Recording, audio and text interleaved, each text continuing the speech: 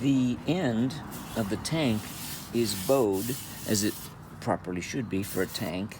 This is to resist the pressure of the gasoline inside the tank. So it's bowed, which means that the space I have to put the time capsule is just a fraction of an inch in the center. And then it opens up because my fiberglass end is flat. So it's closest here in the center. So the plan is to make a very thin time capsule.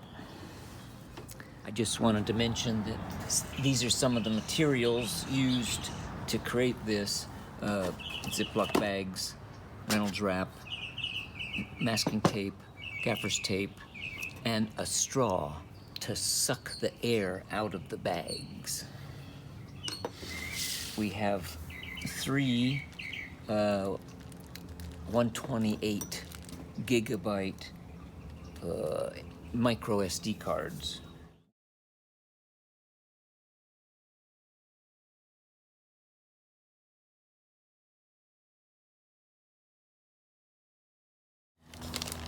There's a Kennedy dollar from about, I think, 71, and an ounce of silver, just for fun.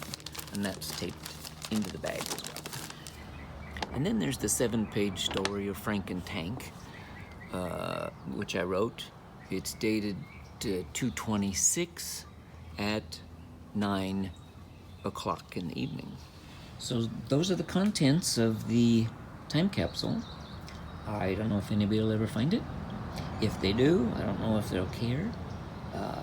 It's fairly esoteric, even in 2020.